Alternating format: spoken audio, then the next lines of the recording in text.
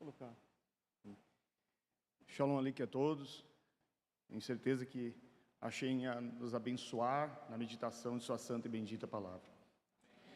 Hoje nós vamos falar sobre o tema racionalidade da Bíblia. É um tema de um dos meus livros, onde eu apresentei provas que a Bíblia é a palavra de Deus através da ciência e através da escatologia.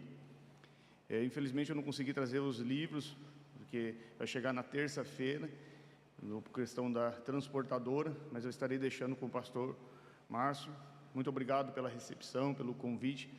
Para mim, como escritor de literatura bíblica, é fundamental que mais igrejas abram as portas. Pode ir. Hoje nós vamos falar sobre a racionalidade da Bíblia. 1 Pedro, capítulo 3, verso 15, diz assim: esteja sempre preparados para responder a qualquer que lhe pedir a razão da esperança que habita em vocês. 1 Pedro 3, 15. Se eu tenho que estar preparado para responder a qualquer um que pede a razão, os fatos da esperança que habita em nós, eu preciso estar preparado. É porque há meios. Se Deus te dá um martelo de 100 quilos, você tem que começar a imaginar o tamanho do prego que Ele quer que você pregue. E é importante nós termos isso em nossa mente. Se Deus mandou eu provar que a Bíblia é a palavra de Deus, se Deus mandou eu provar que o Mashiach é de fato, Yeshua é de fato o Mashiach, Ele tem que ter me deixado provas. E é exatamente isso que eu trato nesse um dos meus livros, Racionalidade da Bíblia, e é o que nós vamos falar hoje. Fatos, provas. Vamos estudar um pouco do universo, a formação do universo. Aí um dos meus livros, Exorcismo, Conhecendo os Demônios, volume 1 e 2, e o Racionalidade, que em outras oportunidades podemos vir tratar aí. Ele estende o céu no norte sobre o espaço vazio e suspende a terra sobre o nada. Imagine você falando com Jó, por volta do ano 1480 a.C. Fala, Jó, está afirmado aqui que a terra está suspensa sobre o nada. Jó 26, 7. Se você ler a sua Bíblia, Jó 26, 7, está afirmado, é uma afirmação científica, que a terra está suspensa sobre o nada. Imagine você conversando com Jó, vamos ser sinceros, imagina Jó em 1948 a.C., com uma ideia maluca dessa. Fala, Jó, presta atenção numa coisa, isso aqui precisa ter sustentação, uma cadeira precisa... Você está dizendo que todo esse mundo está suspenso sobre nada? É. Então me prova. Eu não tenho como provar isso. Eu estava conversando com Hashem, o Shaddai, e ele falou para mim que a terra estava suspensa sobre nada. Mas, Jó, isso não faz sentido. Como é que você vem com essa ideia maluca que a terra está suspensa sobre nada? Você não conhece a lei da gravidade, não? Você joga uma coisa para cima, o que ela faz? Ela vai para cima ou para baixo? Cai para baixo. Você ergue isso aqui, ela fica de parado aqui. Por que que esse copo está sendo sustentado? Porque tem essa sustentação. Por que que essa sustentação está sendo aqui sustentada? Porque tem esse palco. Como é que você me vem com essa ideia maluca de que a terra está suspensa sobre nada? Não dá para acreditar na Bíblia, né? É complicado acreditar na Bíblia desse jeito, que parece que essas ideias malucas. A terra suspensa sobre...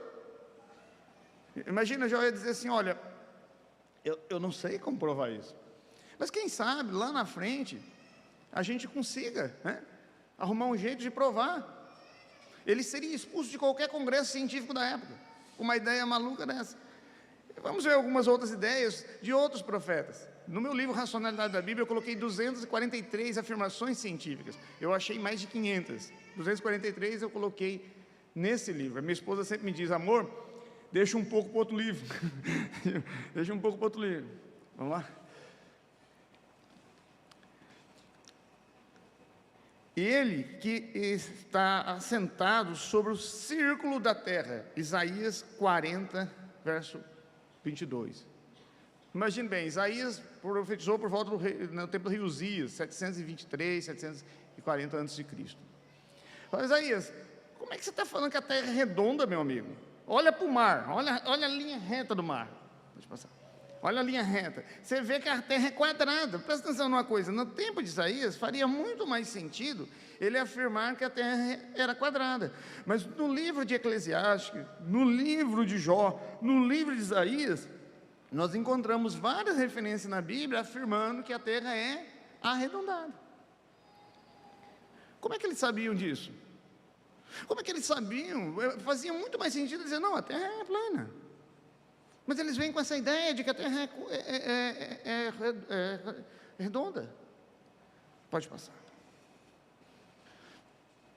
Disse Deus, ajunte-se num só lugar as águas, e apareça, debaixo do céu, e apareça a parte seca. Imagine bem, você falando com Moisés. Moisés, vem aqui comigo.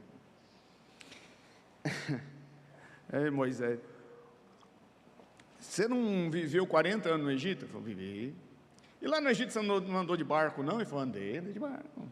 E quando você andava de barco, você não via a ilha? Ele falou, vi muitas ilhas, 40 anos no Egito, a gente andava. Foi, como é que você vem com essa ideia maluca? Apareça a porção seca. Tinha que ser as porções secas, não a porção seca. Se você ler a Torá, no primeiro livro Gênesis, Bereshit, está escrito, apareça a porção seca, não as porções. Eu não sei. Eu estava conversando com o El Shaddai e ele disse para mim que no começo havia uma só porção seca. Isso foi contra o que eu acredito, porque quando eu estava no Egito, eu andei e eu vi ilhas, mas Deus disse para mim que no início só havia uma porção seca. Ele falou, mas Moisés, não faz sentido. Ele falou, eu sei que não faz sentido, mas El Shaddai falou para mim que é assim. Ele falou, desculpa, mas eu vou ser bem sincero, esse Moisés exagerou no vinho do Shabat. O que foi isso? Ele vem com essa ideia maluca que no início havia um só continente. Olha que coisa engraçada. Se você conversar hoje com qualquer cientista, depois da criação de satélites, análise, não, claro, havia um só continente chamado Pangeia e um só oceano chamado Pantalácia. Olha que coisa engraçada. É exatamente o que está em Gênesis 1:9. Você mostra aqui para o Mateus, ele diz, não, isso aí foi um chute, uma coincidência. Sabe, o que eu faço com Jó, com Isaías, o que eu faço com a Torá, tudo é coincidência? O que eu faço com mais de 400 afirmações científicas? Vamos. Assim como não se pode contar o exército no céu. Olha bem, isso é uma afirmação científica, nós temos que olhar a Bíblia com o olho da ciência. Jeremias, você está afirmando que não se pode contar as estrelas? Sim. Como é que você faz essa afirmação? Fala, porque o Shaddai me falou. Mas e se um dia a tecnologia evoluiu o ponto de poder contar as estrelas? Fala, aí a Bíblia cai em contradição. Veja bem, se a tecnologia tivesse evoluído ao ponto da gente poder hoje contar as estrelas, a Bíblia cairia em contradição. Mas você conversa com qualquer delegado da NASA, fala assim, por acaso é possível contar as estrelas? Ele vai dizer, você está maluco? A gente já chegou à conclusão que não pode contar as galáxias. Quanto mais estrelas. Você sabia que Jeremias, capítulo 33, verso 22, afirmou que seria impossível contar as estrelas? Ele vai dizer, mas isso é coincidência. Foi Moisés falando de Pangeia. Foi, isso é coincidência. E Jó falando que a terra está suspensa sobre o nada. Foi, isso é coincidência. E Isaías falando que a terra é redonda. Isso é coincidência. Eu nada vejo, eu nada sou. O ateísmo, ele é uma religião. Eles creem que um Criador não existe, mas eles não conseguem ir para um laboratório e trazer provas. Eles creem que existiu um Big Bang, mas não tem prova. É movido por fé, emanar. É uma crença. Pode passar. Ali algumas galáxias. Conhece as leis do universo? Pode usá-la para governar a Terra? Pode passar. Olha que coisa engraçada. A Bíblia afirma que são as leis externas que governam as leis internas. Aí você não precisa ir num cientista. Você pergunta para um pescador, eu morei 5 anos em Joinville, tinha o seu Agostinho lá, um senhorzinho que pescava, ele olhava para mim e dizia assim, hoje não dá para ir para o mar, porque vai dar a maré de lua, porque dependendo da lua, dá maré alta. Ele sabia que as forças externas governavam mas isso é uma afirmação científica. Hoje você pergunta para qualquer cientista, ele vai dizer, claro, é as forças externas que governam as externas. É o movimento de rotação e translação que determina as estações. Mas é uma coisa engraçada, isso está escrito em Jó 38. Como é que ele sabia disso? Aqui realmente eu acho que Jó enlouqueceu. Jó 38, 31. Você é capaz de contar as estrelas e amarrar o grupo das perdizes ou afrouxar as cordas de Ornes? Olha bem, ele diz que... Imagina você conversando com Jó. Jó, vem aqui, você está maluco? Você está dizendo que as estrelas estão amarradas. Ele está dizendo que as estrelas não estão amarradas. Ele é tão louco que ele diz que as estrelas estão amarradas e que essa força não é fixa. Ela pode ser afrouxada. É duas afirmações científicas. As estrelas estão amarradas e essa força pode ser afrouxada. Fala, Jó, vem aqui. Você vê uma corda saindo de uma estrela e amarrando a outra? Você vê essa corda sendo afrouxada e dizendo, não, eu não sei. Eu estava conversando com Hashem, com El Shaddai, e ele disse para mim que as estrelas estão amarradas e que essa força pode ser afrouxada. Eu não sei, ele me falou. Você pergunta hoje para qualquer pessoa que trabalha com satélite, diz assim, as estrelas estão amarradas? Ele falou, claro, meu amigo, desde o tempo de Isaac Newton tenta se provar, e foi provado que as estrelas estão amarradas por força gravitacional de atração. Falei, deixa eu fazer uma segunda pergunta para você. Essa força, ela é fixa? Ele diz, mas claro que não. Dependendo do movimento de rotação e translação que o planeta faz em torno dessa estrela, essa força é afrouxada. Por exemplo, quando o nosso planeta está mais próximo do Sol, a força gravitacional é maior. Quando está mais distante, é menor. É por isso que determinados animais sempre dão cria na mesma época. Quem aqui assiste Animal Trailer? Eu gosto de assistir. Eles explicando que, dependendo da força gravitacional da época, é que todos os animais dão cria naquela época, aquele determinado grupo de animais daquela espécie. Porque a força gravitacional é maior. Olha só, Jó 38, capítulo 38, verso 31, diz que as estrelas estão amarradas e que Deus afrouxa essa força como Ele quer. É duas afirmações científicas. Vamos lá? Olhe para o céu e veja as estrelas. Quem foi que as criou? Foi aquele que as faz sair em ordem como um exército. Isaías 40, verso 22. Aqui nós temos bastante pessoas que trabalham no exército, né? Então, o que um comandante faz? Ele chega lá, ele coloca todo mundo bagunçado, de qualquer jeito. Não, tudo em ordem. Você aqui, você aqui, você aqui, você aqui, você aqui. A Bíblia, Isaías diz que Deus colocou as estrelas como um general coloca o soldado em ordem. A palavra de Deus diz que cada estrela foi colocada em seu devido lugar. É uma afirmação científica. Olha que coisa engraçada. Chega para um cientista e diz, por que vocês estão gastando bilhões de dólares procurando um planeta na área habitável? Primeiramente, porque a gente sabe que não existe esperança para a raça humana nesse planeta. A segunda lei da termodinâmica, a lei da entropia, comprovou isso. Tudo está em decomposição. Essa cadeira, ela fica mais velha. O carro, essa roupa, se decompõe. Ou seja, pela segunda lei da termodinâmica, a lei da entropia, está comprovado que tudo está em decomposição. Inclusive, no meu livro, Racionalidade da Bíblia, eu descrevi detalhadamente a segunda lei da termodinâmica. Vocês vão ter acesso através do pastor ali, muito bom para a gente argumentar essa questão. Quem gosta de estudar a termodinâmica, ela está toda descrita na Bíblia. Toda a lei das termodinâmicas estão na Bíblia. Mas, enfim, automaticamente, pela segunda lei da termodinâmica, a lei da entropia, tudo está em decomposição. O Sol só perde energia. O núcleo da Terra só perde energia. Então, não há esperança para a raça humana nesse planeta. Veja bem. Não é a Bíblia só que diz que não há esperança para a raça humana nesse planeta. A ciência já comprovou isso. Então, eles estão procurando um planeta numa área habitável. E o que é um planeta numa área habitável? Um planeta que não esteja tão próximo da sua estrela que queime, e nem tão distante que congele, e que tem um satélite natural como uma Lua, que pode fazer um movimento de rotação, translação e segurá-lo. Olha que coisa interessante. Até agora não encontraram. Esse planeta foi colocado na posição exata. Se ele fosse mais próximo do Sol ou mais distante, não teria como ter vida biológica nesse planeta. E a Isaías diz que Deus, como um general, Isaías 40, verso 26, colocou cada planeta no seu devido lugar. Vamos lá? Aqui, olha, eu vou ser bem sincero, aqui eu acho que Jó bateu a cabeça. Aqui, se eu tivesse num congresso de ciência na época, eu expulsaria Jó. Eu expulsaria. Jó 25, 5. Até a lua não tem brilho próprio. Fala, Jó. Pode passar isso. Jó, pelo amor de Deus, Jó. Olha para a lua. Olha para a lua. Você vê um canhão de luz saindo do sol e batendo na lua? Não. Então como é que você me vem com essa ideia maluca, afirmando que a lua não tem luz própria? É claro que a lua tem luz própria. Alguém aqui vê um canhão de luz saindo do sol e batendo na lua? Não? Alguém vê?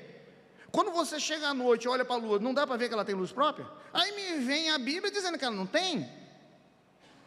Aí dá para entender porque os ateístas estão com tanta razão, né?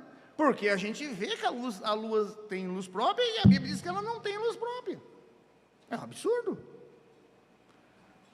Alguém vê um canhão de luz saindo do sol e batendo na lua? Não, a gente vê a luz da lua batendo na terra. Logo, o que você entende? Que a lua tem luz? Tá, mas eu tenho um problema. Eu leio Jó 25, 5 e diz que a lua não tem luz própria. Logicamente a Bíblia está, Exato. Mas tente provar isso na época de... Vai falar, Rodrigo, qualquer um sabe que a lua não tem luz própria. Hoje, né? Hoje é moleza, né? Pega no tempo de Jó e vai explicar isso. Muito bem. O alimento cresce na superfície, mas abaixo dela a terra é removida como fogo. Jó 28, 8. Pode passar. Aqui Jó enlouqueceu mesmo. Ele diz que no fundo da terra é lava, fogo. E esse fogo não está parado, é movido. Então, duas afirmações científicas. No fundo da terra tem fogo, lava, pedra derretida e é movida. Ela não está parada. Jó 28. Imagina você conversando com o Jó. Jó, vem aqui, meu querido. Vamos desmascarar essa tua loucura aqui. Quando eu cavo, o que sai debaixo da terra? Eu faço um buraco aqui. Água, a gente cava para quê? Para ter lava? Não, a gente cava para ter poço. Lembra, Jó viveu na época, na região de Edom, os edomitas. Lamentação 4 diz isso, associado a Jó 1. Na região de Edomita não tem vulcão, não tem lava, não tem nada. Todos que cavavam ali achavam o quê? Água. Fala, Jó, peraí, você está dizendo para mim que se eu cavo, lá embaixo, no fundo da terra, tem fogo e remove, moendo, andando. Mas você está maluco, porque quando eu cavo, sai água, não lava. Ele diz, eu não sei, meu querido. Eu estava conversando com o Shaddai, e ele disse para mim que lá embaixo tem fogo, e que esse fogo está em movimento. Ele falou, mas Jó, não faz sentido. Você tem certeza que você estava falando com o Shaddai mesmo? Ele falou, tenho certeza.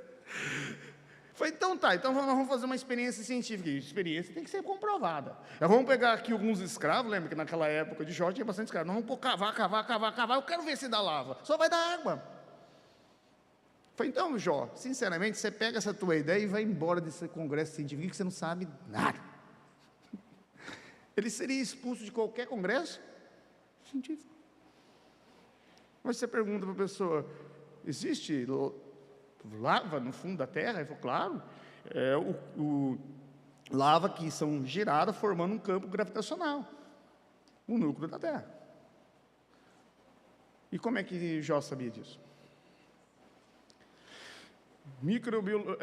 Círculo hidrológico, vamos lá? Olha o que está escrito, todos os rios vão para o mar, contudo o mar nunca se enche. Isso aqui é um estudo de círculo hidrológico. Imagina você conversando com Salomão, escreveu Eclesiastes. Salomão, você fez uma afirmação científica aqui. Você diz que todos os rios são atraídos para o mar. O Salomão não diz que todos os rios chegam no mar, diz que são atraídos. Mas isso aqui é a aula de círculo hidrológico. Aí você conversa com alguém que estuda círculo hidrológico. Fala, todos os rios são atraídos para o mar? Fala, pela força gravitacional de atração, como o mar é maior, todos os rios são atraídos pelo mar, depois o processo de evaporação, a chuva sai, volta e o círculo continua. É um estudo de círculo hidrológico. Fala, de que livro científico você tirou isso? De Eclesiastes 1:17. Metodologia, eu estou acelerando aqui, que a minha esposa disse para mim, duas coisas minha esposa falou. Primeiro, não me faz gracinha hoje, que é a primeira vez, a segunda eu faço gracinha. E segundo, não rompe o tempo. Ela falou que a hora que faltar 5 minutos, ela vai fazer assim. Ela sempre. Ó. Pode passar? Aí.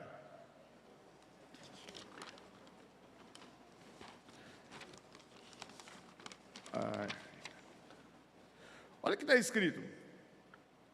O vento sopra para o sul, depois para o norte, dá voltas e mais voltas, soprando em círculo. Eclesiastes 1:22. Imagine bem você conversando com Salomão. Não, como é que você sabe que o vento só faz em círculo? Eu não sei, eu estava conversando com o Senhor, Ele me revelou isso, que é em círculo. Adonai me revelou. Mas não faz sentido, eu vejo o vento passar assim, ó. Mas ele disse para mim que circula. Circula o quê? A terra. E do norte é de um jeito, do sul é de outro. Assim. Mas Salomão, você sabe, mas você é sincero, que isso não faz sentido, não. Não. Eu acho que você andou exagerando no vinho lá do Shabbat, porque não faz sentido um negócio desse, não. De jeito nenhum. Pode passar. Nós temos que entender, primeiramente, que a ciência com relação à Bíblia está atrasada. Uma das coisas que eu provei no meu livro, Racionalidade da Bíblia, e a Bíblia e as conexões, é que a ciência humana está atrasada com relação à Bíblia. Vamos ver lá. Mesmo que subiste tão alto como a águia, e faça seu ninho nas estrelas, de lá te derrubarei. Obadias 1:4. Imagine bem você conversando com um delegado da NASA. Fala, como é que vocês pretendem fazer casa em Marte? Você quer fazer uma casa aqui, levar? Ele falou, não, de jeito nenhum, não dá para fazer assim. A gente quer fazer uma plataforma entre a Terra e Marte, e levando peça, e aí depois montar lá uma sede lá e enviando as coisas. Olha, a Bíblia diz que o homem faria casa nas estrelas, Obadias 1:4, como a águia faz ninho nas árvores. Como a águia faz ninho na árvore? Ela faz um ninho no chão, coloca nas costas e leva? Não, ela leva graveto, Veja bem, o homem está tentando fazer casa nas estrelas dentro do processo simbólico que se encaixa com a Bíblia, como a águia faz ninho nas árvores. Não é só fazendo. Agora você vai rindo com Obadias, fala Obadias. Como é que o homem vai se esconder da ira de Deus? Que aqui é uma profecia apocalíptica, dentro do período tribulacionista apocalíptico, do último Shavá, da 70ª semana, Daniel. Ela se encaixa ali entre a terceira taça. Não vou entrar agora aqui em área muito profunda escatológica, mas enfim, quando eu vejo eu estou entrando. A minha esposa fala, não misture os assuntos, meu amor, não misture os assuntos, depois não te convido de novo. Mas enfim, é exatamente isso. Ele diz, olha, nós vamos fazer casa nas estrelas como a águia, e é exatamente o que está acontecendo. Então a ciência está... Fala, mas espera aí, Obadias disse que o homem faria casa nas estrelas, nós não temos casa nas estrelas ainda. Concordo, mas a ciência está olha Amós, ainda que se esconda até nas profundezas, de lá te tirarei. Fala, Amós, vem aqui. Quando você entra debaixo da água, quantos minutos você consegue ficar, pode passar, debaixo da água? Quantos minutos você consegue ficar debaixo da água? Uns 3, 4 minutos. Falei, então, meu amigo, como é que você me vem com essa ideia maluca que o homem vai se esconder da ira de Deus nas profundezas do mar? Como é que alguém se esconde na profundeza do mar? Eu falei, eu não sei. O Shaddai falou para mim que um dia o ser humano vai ser capaz de esconder da ira dele nas profundezas do mar. Eu falei, então vamos fazer um teste aqui que eu vou provar, mostra que você está errado. Você mergulha aqui nessa água, eu vou contar quanto tempo você fica escondido aí. Eu falei, mas o que eu posso fazer? Deus me revelou isso.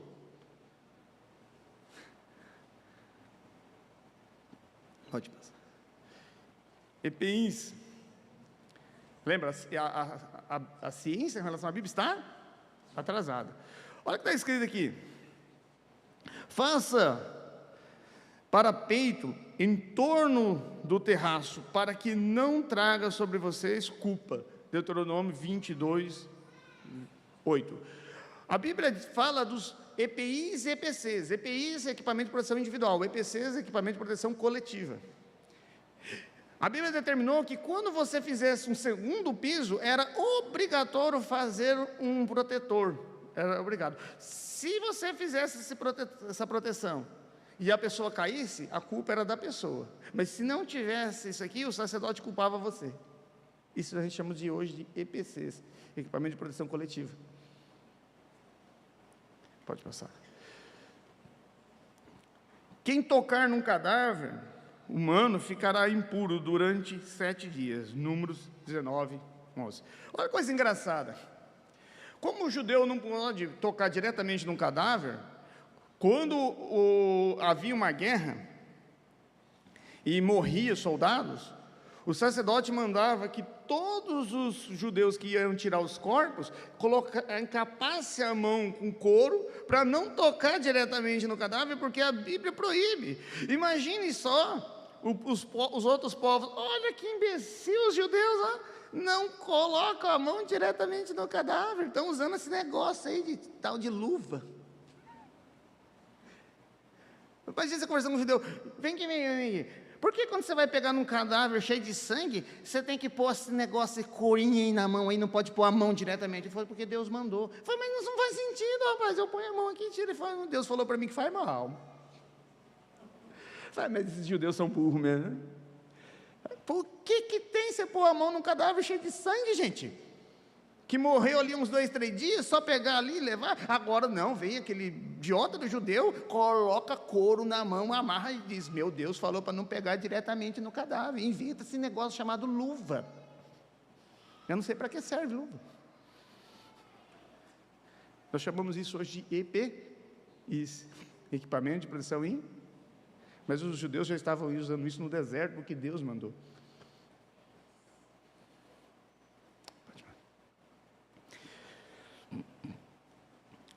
Pode fazer o raio aparecer e dizer, eis aqui estou, Jó 38, 35. Esse homem, em 1946, Jane Kurt, ele veio com uma ideia maluca, dizendo que a energia podia transmitir informação. Mas a Bíblia diz em Jó 38, capítulo 38, verso 35, que um raio pode transmitir informação, um raio pode levar informação e dizer, veja bem, pode o raio aparecer e dizer, eis-me aqui? Pode um raio transmitir uma palavra, uma informação? Quando ele começou a dar essa ideia, o povo falou, mas como? Ele falou, não, eu acredito que de alguma forma nós podemos transmitir informação através da energia. Mas eu tenho um problema, a Bíblia já disse que isso era possível. E aí eles inventaram uma coisa, eu acredito que ainda essa tecnologia não tem, vocês ainda não têm acesso a essa tecnologia, chamado telefone. Que através da energia, a informação chega. Então veja bem, não tirem sarro da Bíblia, gente. Tá? A Bíblia diz que o raio, a energia, pode transmitir palavra, informação. Quem sabe um dia Deus inventa um aparelho aí que dá para fazer isso. Por enquanto, mas se um dia chegar aqui essa tecnologia do telefone, vocês vão descobrir que o raio, a energia, pode transmitir informação. A pergunta é, como é que Jó sabia disso? Vou te passar. Microbiologia. Pela fé, entendemos que o universo foi formado pela palavra de Deus, de modo que o que se vê não foi feito do que é visível. Hebreus 11, 3. Olha que coisa interessante, a Bíblia diz que tudo o que é visível veio do invisível. Você pergunta para um professor de anatomia, eu já dei aula de anatomia há muito tempo.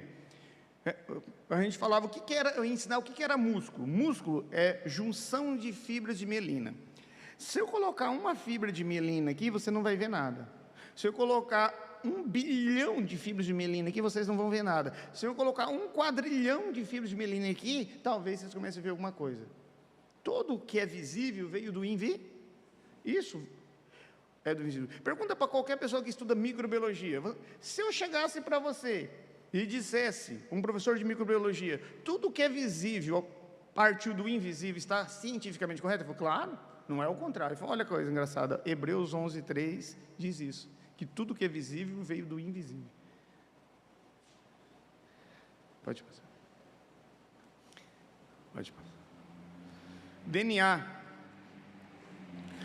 Pois a palavra de Deus é viva e poderosa, e mais cortante do que qualquer espada de 2 gumes, penetra ao ponto de dividir a alma e espírito, juntas e medulas. Hebreus 4:2. Olha a coisa engraçada.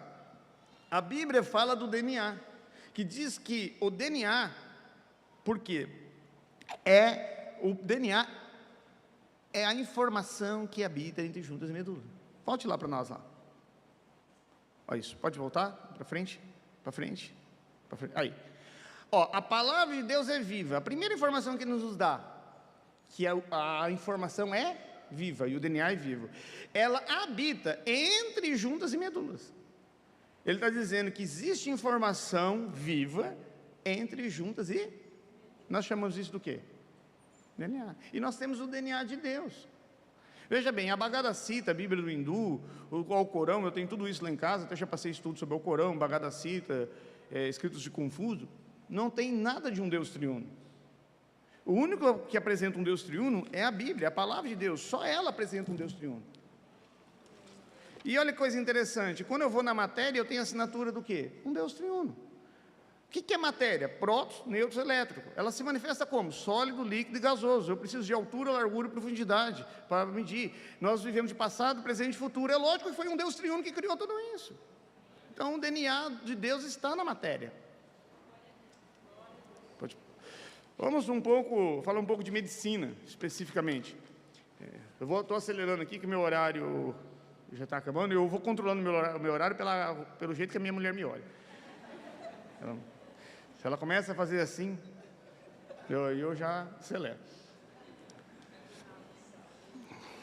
Muito bem. Olha que coisa engraçada aqui.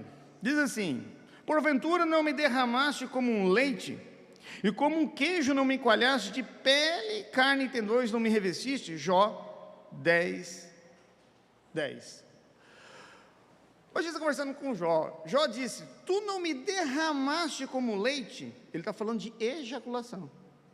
Ele diz: não me coalhaste como um queijo, uma coalhada. Quando o esperma entra no óvulo, nós temos a quebra molecular, e a melhor maneira de explicar essa quebra molecular é a coalhada de um queijo. Ele diz: de pele, primeiro nasce a pele. Qual o maior órgão teu? A pele. A epiderme, derme, lâmina basal. Depois ele diz de carne, daí vem as fibras de mielina que vai formar a carne. Aí ele diz de ossos, daí vem a cartilagem que vai virar o osso. E por último ele diz de tendão, por cima dos ossos o tendão. Jó capítulo 10, verso 10, falou de fecundação e desenvolvimento embrionário na sequência certa. Eu vou dizer para vocês como ele fez isso. Ele pegou um aparelho de ultrassom. Aí ele pegou uma gestante que tinha acabado de engravidar, já no primeiro mês de gestação, e ele foi acompanhando, com contraste, para facilitar a imagem, até os 9 meses de gestação.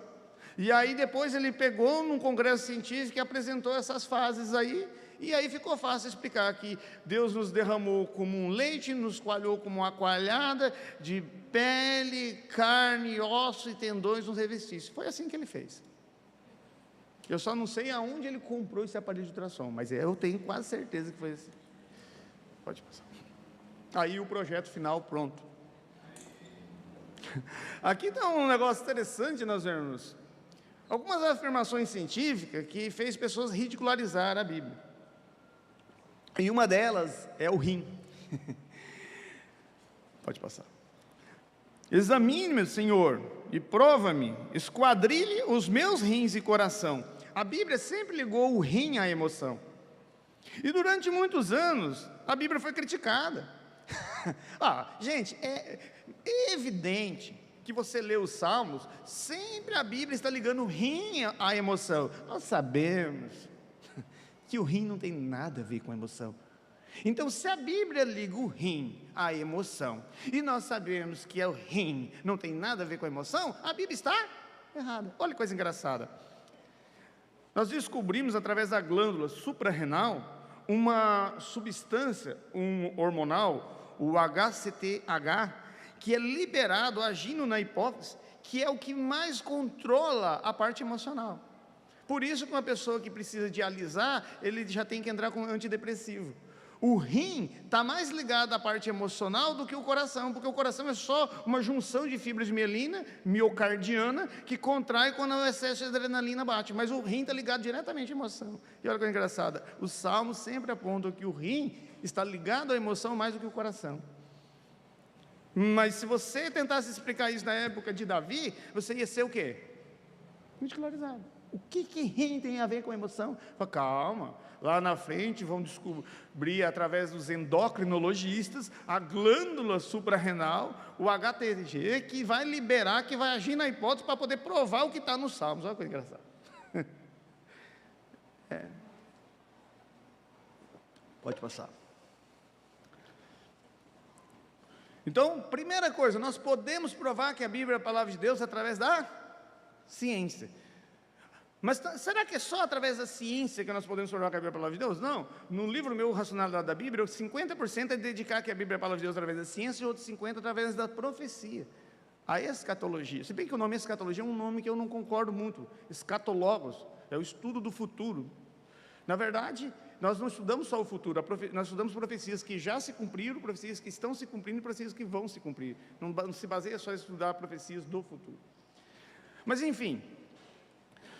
Olha que coisa engraçada, será que tem como provar que Jesus é o Messias? Olha que está escrito, o ungido será morto e já não estará, o lugar dele, e a cidade e o santuário será destruído pelo príncipe e adivinho, Daniel 9, 26. Olha que coisa engraçada, a Bíblia diz, em Daniel, que depois da morte do Messias será destruída a cidade e o santuário. Só que Daniel foi escrito no período entre babilônico. Aí a Babilônia perdeu a guerra para os medo-persas, os medo-persas pelos gregos, os gregos pelos romanos, e aí Esdras, Neemias, Zacarias, lembrando que Esdras e Malaquias é a mesma pessoa, gente. Eu já vi gente, você pega na tua Bíblia aí, e lê assim, pega na tua Bíblia e lê no comentário de Malaquias, vai estar escrito assim, não se sabe muita informação sobre Malaquias, a resposta é porque não perguntamos para um judeu. Mas enfim... Esdras e Malaquias é a mesma pessoa, o nome dele é Esdras Malaquias, está nas Mishnahs, Gemar, nos Talmudes. Mas enfim, Esdras, Ageu, tudo retornou da Babilônia, libertado pela Pérsia, que venceu, reconstruiu o templo no ano 32, não 33, Jesus tinha cerca de 30 anos, ele tinha 29 anos quando saiu do seu ministério foi de 3 anos, ele morreu na Pessach do ano 32, não 33, pelo menos é o que está na Bíblia.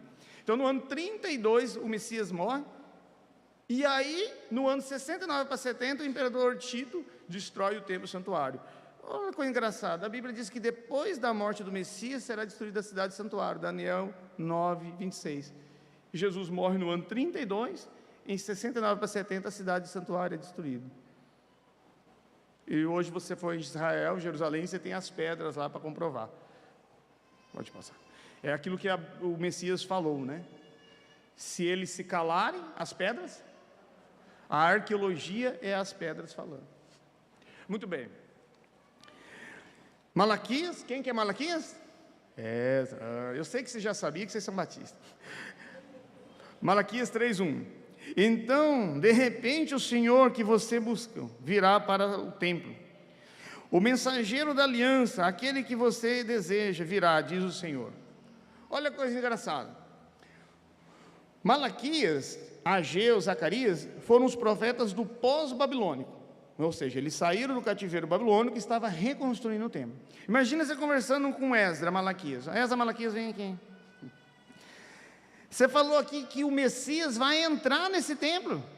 Ou seja, o templo que foi construído por Salomão, destruído por Nabacadnezzar, reconstruído por Esdras, Neemias e Ageu, destruído por Tito, e agora está preparando para ser construído pelo Instituto do Templo, em Jerusalém. Mas veja bem, você conversando com Esdras Malaquias, dizendo, olha, mas Malaquias, você está dizendo que o Messias vai entrar nesse templo? Ele diz, sim, vai entrar nesse templo. E o que isso amarrou? A data da vinda de Jesus. Sabe por quê? Porque o templo foi destruído em 69 a... Qualquer candidato a Messias tem que ser de 69 para... Veja bem, vamos lá.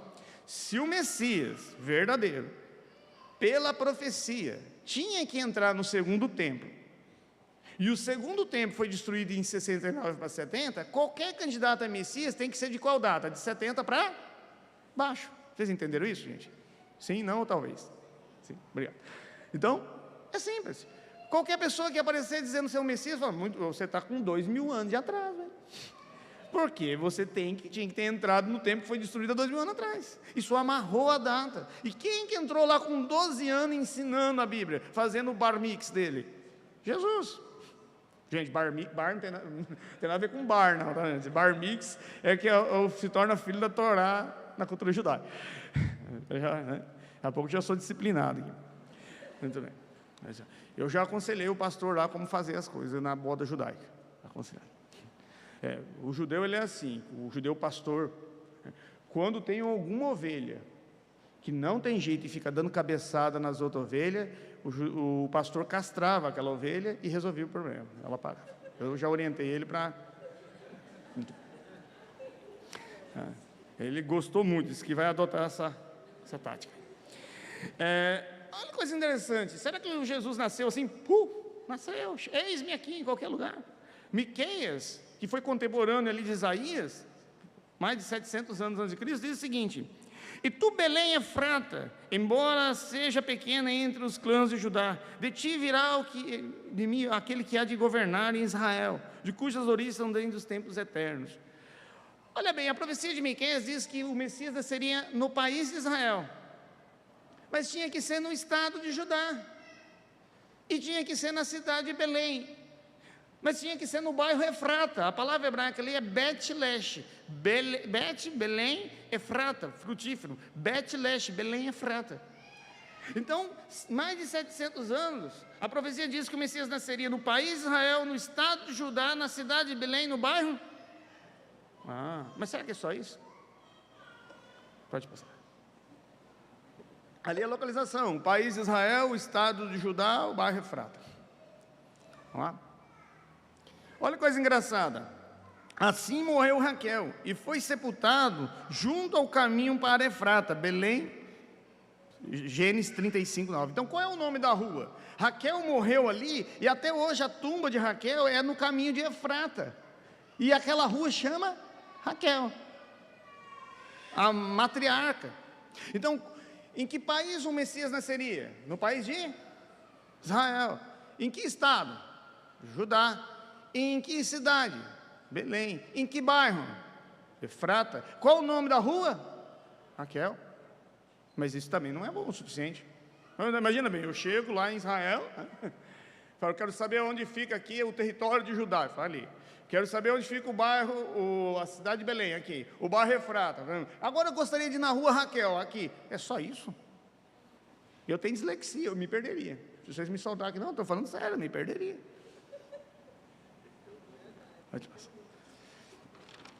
Mas eles nos dão um pouquinho mais de informação. Miqueias diz assim: quanto você, ó torre do rebanho, ó fortaleza da cidade de Sião, os antigos domínios lhe será restaurado, e virá para a cidade de Jerusalém. A realeza virá para a cidade de Jerusalém. A Bíblia diz que uma realeza nasceria debaixo da torre das ovelhas. O que eu tenho debaixo da torre das ovelhas? Um aprisco. Então Miqueias 4:8 diz que o verdadeiro Messias nasceria debaixo da torre das... Agora ficou mais ou menos fácil, porque eu chego em Israel e pergunto: aonde fica o território de Judá? Ali. Chego no território de Judá e pergunto: aonde fica a cidade de Belém? Ali. Chego na cidade de Belém e pergunto: aonde fica o bairro Efrata? Ali. Chego no bairro Efrata e pergunto: onde fica a rua Raquel?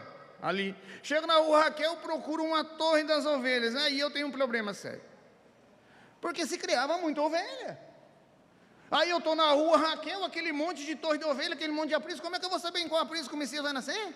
Isso não é uma informação muito certa. Eu que tenho dislexia não acharia nunca. Mas aí tem mais alguns detalhes. Vamos lá? Davi era filho daquele Efrateu, de Belém de Judá, Efrata. 1 Samuel 17, 12. Davi era filho daquele Efrateu, de Belém de Judá, Efrata. Aí fica mais tranquilo. Você chega lá em Israel e fala assim, ó, onde o Messias nasceria? No território de Judá. Chega no território de Judá e pergunta, onde o Messias nasceria? Fala, na cidade de Belém. Chega na cidade de Belém e fala, onde o Messias nasceria? No bairro Efrata. Chega no bairro Efrata e fala, onde o Messias nasceria aqui? É na rua Raquel. Chega na rua Raquel e fala, onde o Messias nasceria? Debaixo da torre das ovelhas. Você chega debaixo de uma torre das ovelhas e fala, onde Davi nasceu? Ele fala, ali. Fala, então ali que o Messias nasceria. Aí você acha. Pode falar, minha amada. Onde nasceu. Eu trago ela para me corrigir mesmo. Onde nasceu. Eu não... Muito bem. Eu prometi para ela que só na segunda vez que eu vim aqui que eu ia fazer gracinha. Essa vez eu vou... O Espírito do Senhor repousa sobre ele. O Espírito que dá sabedoria, o Espírito de entendimento, o Espírito que traz conhecimento e poder, o Espírito dá conhecimento, o temor do Senhor. Isaías 11, 2. Sabe uma das coisas complicadas? É comprovar conhecimento. O próprio Messias leu essa profecia de Isaías 11 e aplicou a ele. Diz que o Messias seria sábio. Mas sabe de uma coisa? Uma das profecias messiânicas mais difíceis de provar é essa aqui. Mais difícil, porque o Messias tinha que ser, e provar sabedoria não é fácil. Então vamos ver se o Messias é sábio. Não adianta você falar assim, meu Messias é sábio.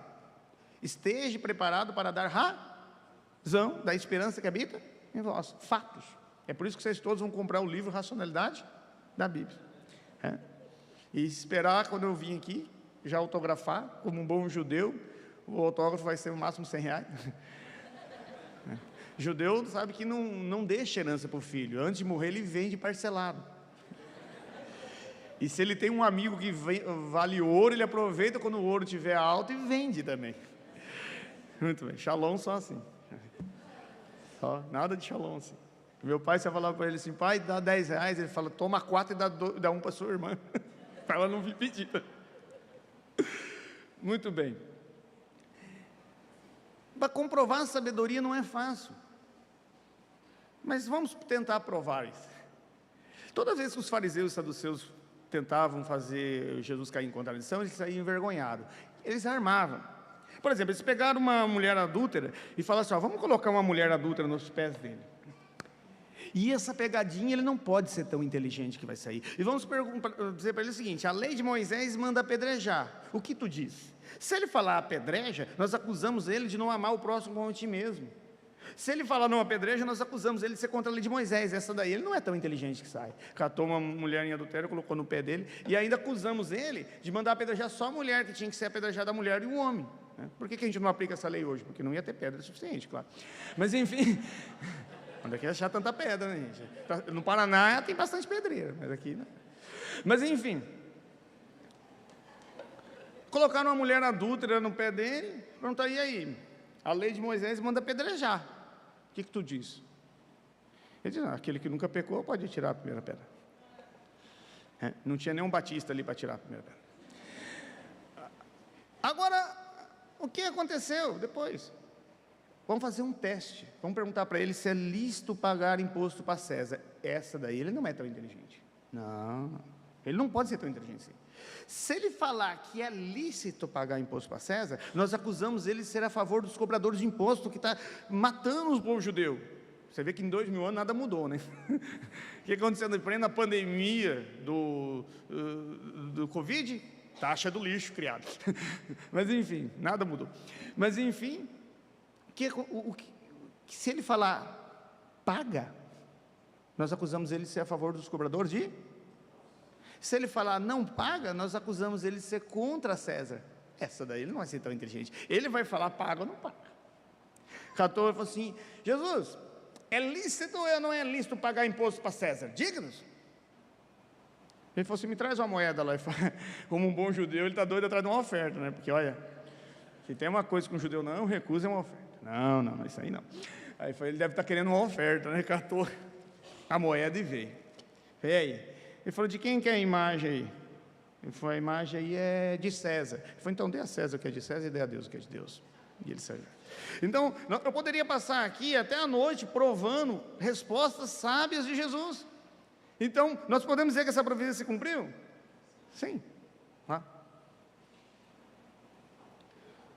A venda do Messias, pré-anunciado mais de 400 anos antes.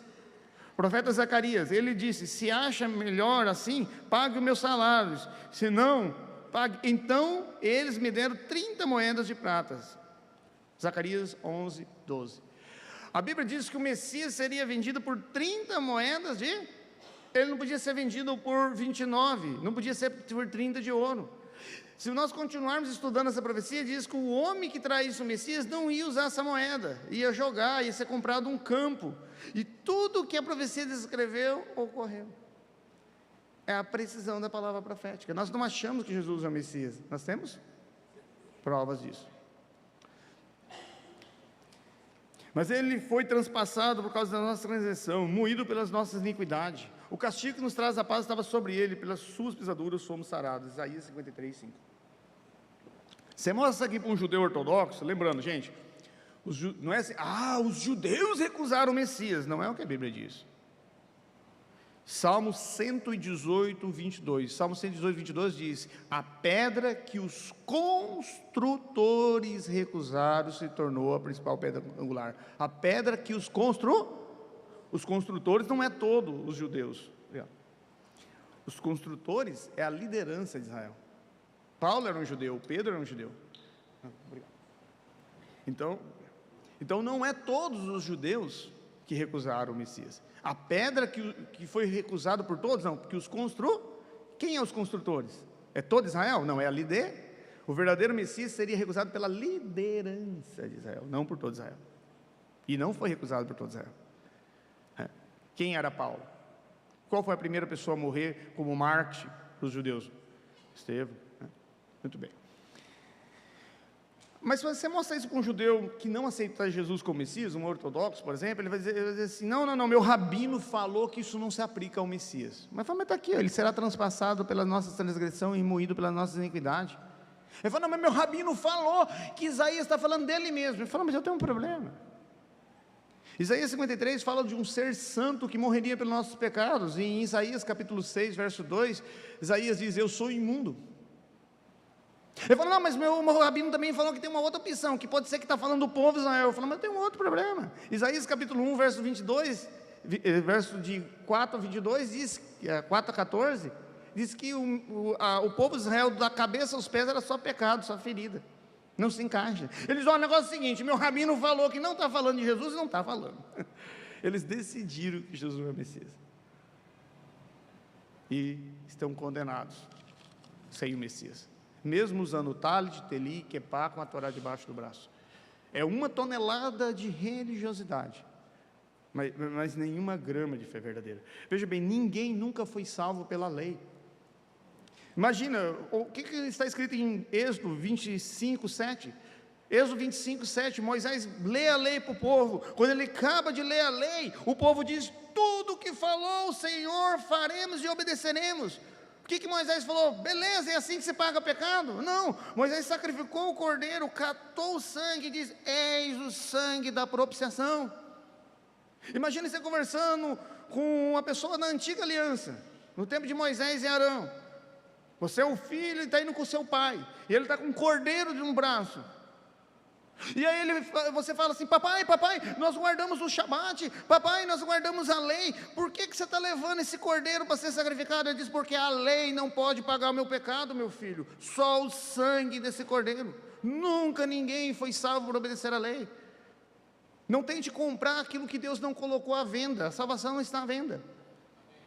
Eu fui salvo porque eu reconheci o meu lamentável estado de pecador e errado diante de El Shaddai. e confessei o Messias Yeshua como o meu único e suficiente Salvador.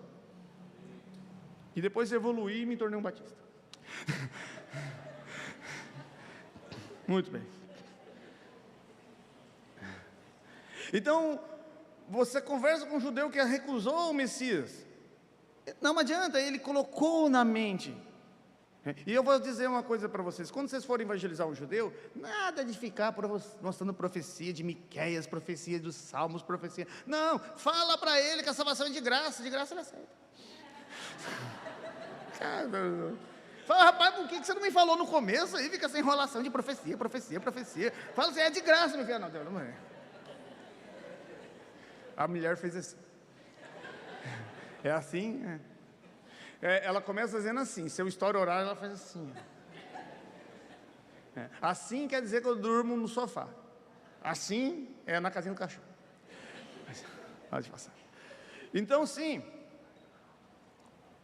ele foi transpassado pela nossa transgressão, ele foi moído pelas nossas iniquidades. O castigo que nos traz a paz estava sobre ele, e por suas feridas fomos sarados. Nunca se esqueça de uma coisa: nós somos salvos, mas não se esqueça do preço. O preço.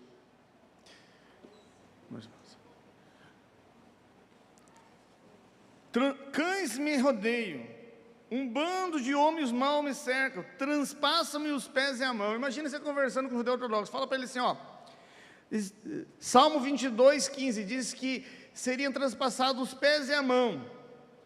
O Davi não teve os pés e a mão transpassados. Ele está falando de uma crucifixão.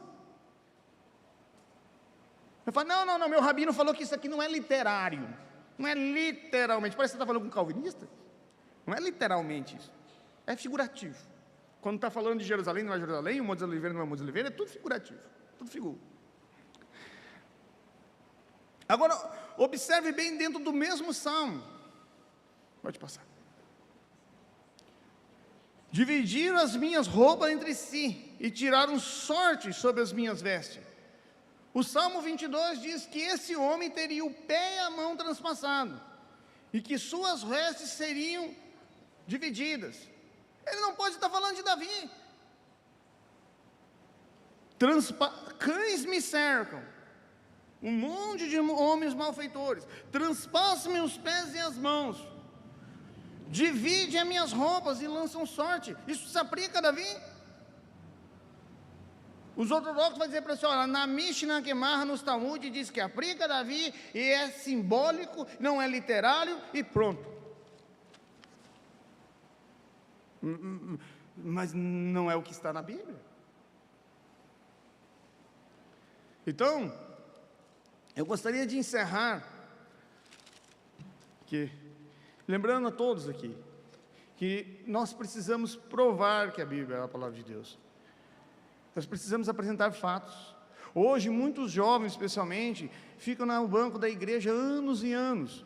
Aí vai para as universidades, pega aqui, muitos professores, às vezes ateístas, e ele não tem argumento, ele não sabe como debater. Mas se nós chamarmos esses jovens aqui, e ensinarmos ele como Davi matou Golias, e na outra vez ensinar como Golias perdeu para Davi, ele não vai ter argumento mesmo. Nós precisamos ensinar para eles, dar munição, ensinar para essas pessoas que têm como provar que a Bíblia é a palavra de Deus. E o desejo do meu coração, irmãos amados, é que, como escritor de literatura bíblica, eu tenho um amor incondicional pela palavra de Deus. A minha esposa também, porque eu não conseguiria lançar esses livros, se não fosse a dedicação da minha esposa. Eu fiz algumas gracinhas, preciso puxar o saco dela aqui para melhorar a minha situação. Mas agradeço a todos a oportunidade e coloque isso em suas mentes. Nós precisamos apresentar provas que a Bíblia é a palavra de Deus. Shalom Aleichem, muito obrigado.